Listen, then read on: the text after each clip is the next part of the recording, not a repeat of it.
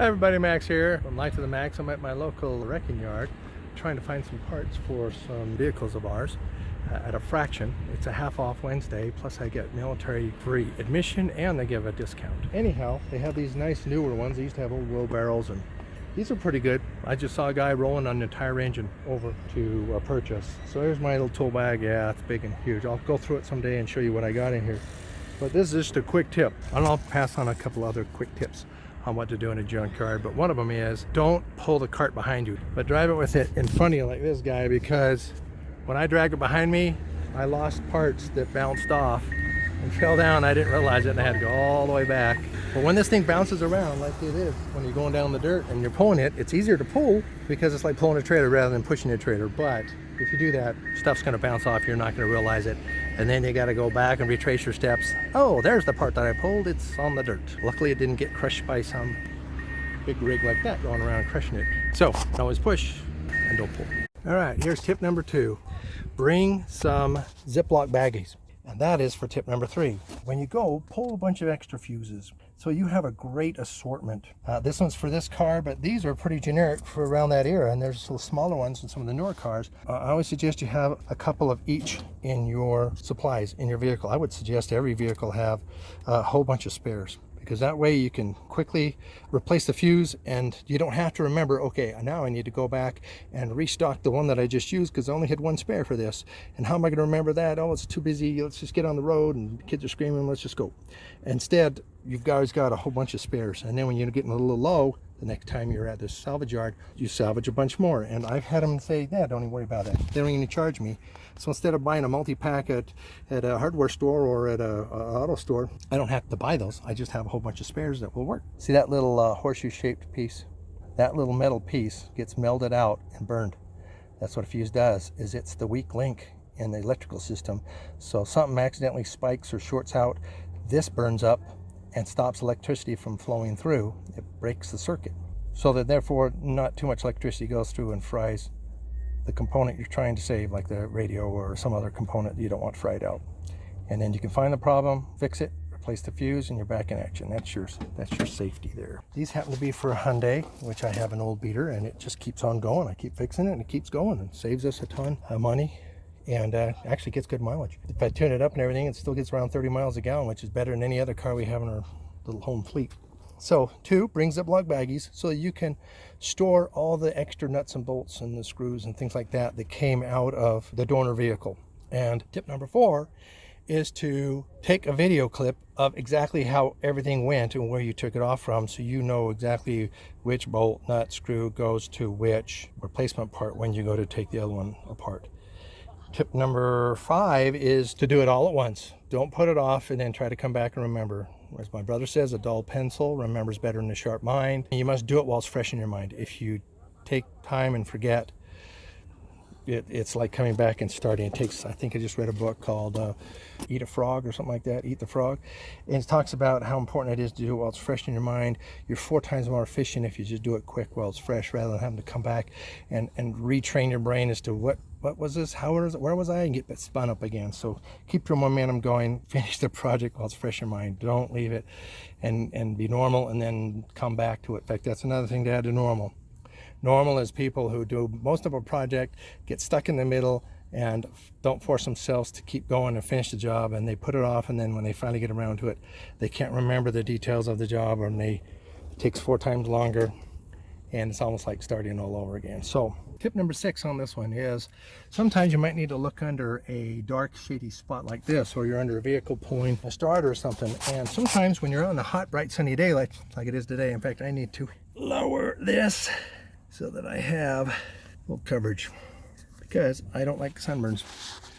When you go from a very bright environment to a dark one, Mythbusters did this. They actually found that your eye is what they call blooms. The rods, cones, they get too much light. It's something that we do learn about in the military. We had to save our night vision. That's why we have red light. The 600 nanometer wavelength of the red light tends to not cause your eyes to bloom. It saves your night vision. Astronomers use that. I actually sold some flashlights that had red LEDs that the astronomers would use when they're setting up their telescopes and they wanted to document things and they don't want to ruin their night vision. Your vision is pretty much ruined when you're out in a hot bright like this. That's why I had these glasses. Got them for super cheap. They safety glasses, and they have readers in them, so I can read things up close. And they're kind of an amber vision kind of a thing, which blocks the blue, which makes it easier to see in a little bit darker environments, kind of brightens the things up at night. But I figured that would help me. Its safety during the day is a little bit of a shading, so it will help me during the day with the brightness, but then when I'm underneath the vehicle or I'm in the dark, I'll go like this.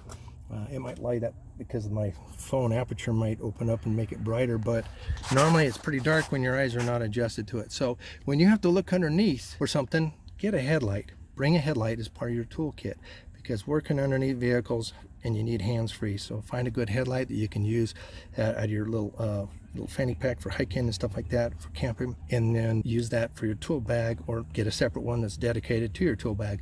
Put some lithium batteries in there. They work when they're cold. They store 10 times longer and they last a lot longer.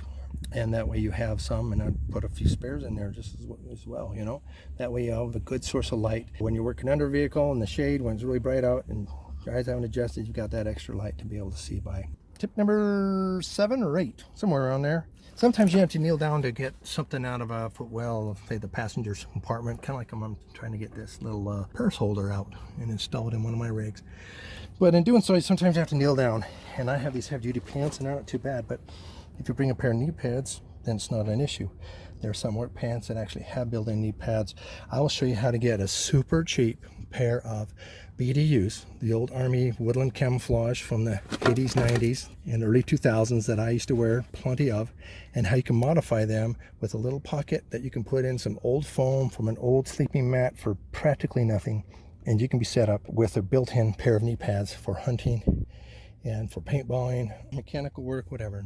And that'll be a handy tip. So we'll put a link here when I do it. So anyhow, bring some knee pads or make a pair of work pants that have knee pads in them. All right, here's another tip. Sometimes when you need to get underneath the vehicle and you don't want to lie down on the gravel or rocks or dirt, a little bit of water because you're working in winter time, maybe a little wet, find something like that. And you put it underneath there and you have a nice little work pad to roll around on. And that's a lot better. You can roll around on your back on stuff like that. Bring water when you're out there. Even when it's partly cloudy, it's still going to be pretty toasty. It's not insane. It's going to be low 80s, but that's still going to be pretty hot. This, if you bring water and hydrate, or have extra water in your car, if you have to, go out and come back in. But always have water to hydrate with. And of course, the next tip would be wear a nice sunny hat, like this guy. That protect your head from that heat. Make sure you have something that protects the neck too, because when you're bending over, the sun can be down on your neck and burn you. This is an idea for any of your off-road rigs that you want to set up and establish. It's a hook for your purse. And I don't have a purse, but sometimes if you have a messenger bag and you're on the driver's side, you have a place to put that. Be careful though, because if it's on the right side or your purse is on the seat, a lot of times sneaky bad guys ride along on a bike with a hammer and they go in between traffic. It's called lane filtering, and they can do that. At least motorcycles can out here in the West now. But they can pull up between cars and get right up to the starting line, so as soon as the light's green, boom, they're out of here and they're out of everyone's way. But bad guys in places like Mexico and other things, when you are driving around, they will just drive by, see you have a purse here, hit it with a hammer, grab it, take off, and they're gone. They're zipping through traffic. There's no way you can chase them. You're not fast enough.